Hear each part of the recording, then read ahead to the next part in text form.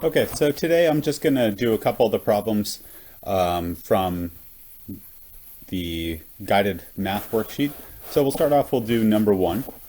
And number one says, what is the acceleration? So there we go. Right off the bat, we know we're looking for acceleration. So what is the acceleration of a 1500 kilogram? So that tells me that the mass equals 1500 kilograms.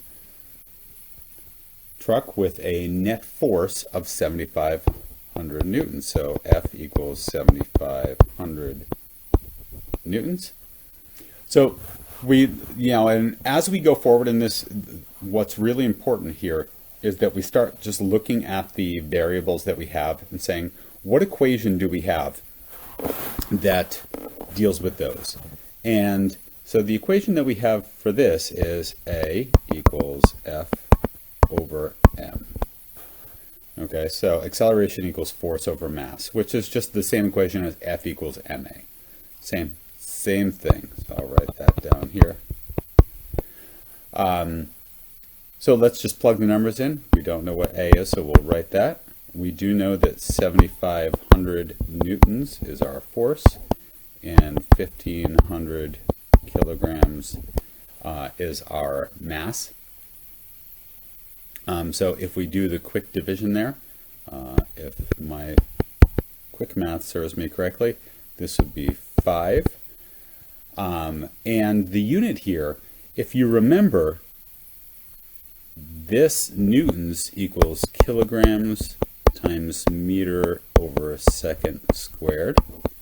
So you have kilograms down here and kilograms up there. So those two are going to cancel out and you're going to be left with meters per second squared.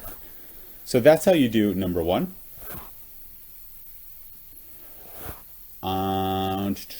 Let me skip ahead and we'll do number 3. Move this one up. So number 3 says find the mass. So mass is the thing that we're looking for of a flying discus, otherwise known as a frisbee, that has a net force. So force equals 1.05 newtons and accelerates at 3.5 meters per second squared. Okay. All right. So same thing here. We're going to plug this in. I'll just plug this into F equals ma. I'll show you what it looks like if you rearrange after. So force equals 1.05 newtons equals mass. We don't know, so we'll leave the variable in there, times 3.5 meters per second squared. Well, if we need to get the m by itself on a side, then we need to divide by 3.5 meters per second squared. Got to do that on both sides, which makes these guys cancel out.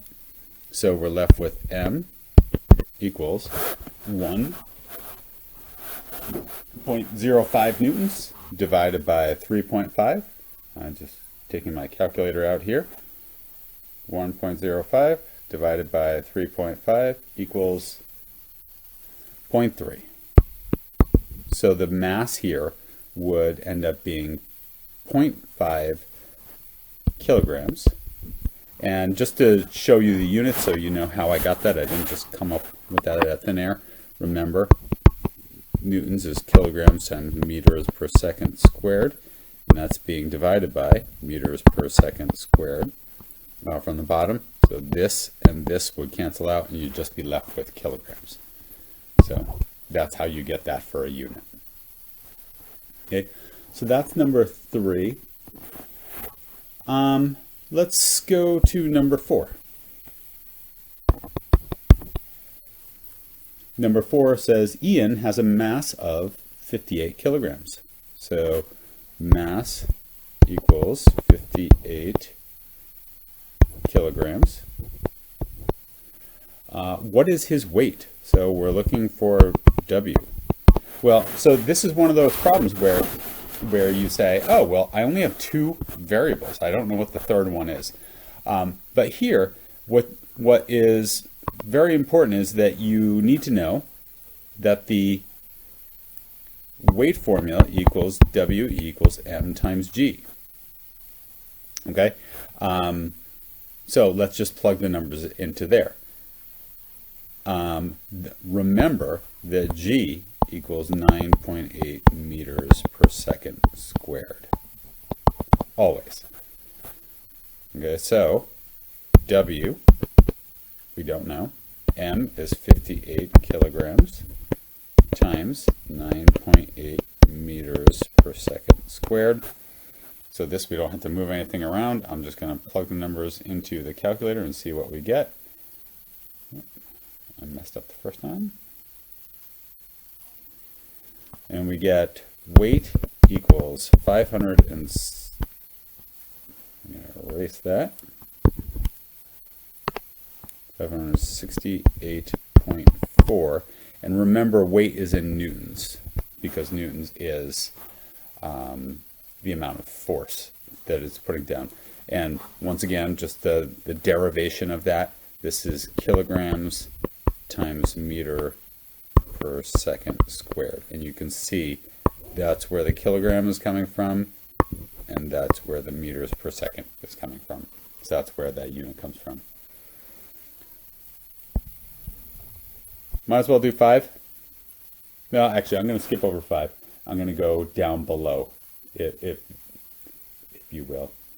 So down here, the key to doing the bottom part was basically you just needed to find out, you had to fill in the two numbers that were in the chart on page, what is this, 46, I guess it is. So you had to find the mass of the car and the momentum of car D. And that, so you just get the numbers out of the table, and once you don't know the mass, so you have to solve for the mass in that case, and in the other one you don't know the momentum, so then you would solve for the momentum. So that's how you do those problems. For the other ones, which is actually the first question, says based on the graph describe how momentum changes with time for an object in free fall. So as you can see, the line shows it going up. So as long as you put something along those lines, that's fine. And then it wants you to get the values off the graph. So you just, it says at time 1 and time 3. So you go to the graph and you take the momentum. The momentum is 0.3 at 1. And at 3, it's like, say, 0.88. And you plug those numbers in for your momentum. And the mass of the object is already given. Okay, so I'll just do a sample problem for that. So it says at 1, so at time 1 second, the momentum is something right around 0.3. You could, if you said 0.29, that would be totally fine. And it says that the mass is 0.03. And then you have to calculate the velocity. So P equals mv. So this would be 0.30 equals 0.03 times v. Divide both sides by 0.03 to get the v by itself. Cancels that out. And then I'll do the math on here just so we can make sure we get it right. And here we get velocity equals about 10 meters per second. So that's how you do that. You just take the numbers off of the graph and solve there. Okay, so have a great day.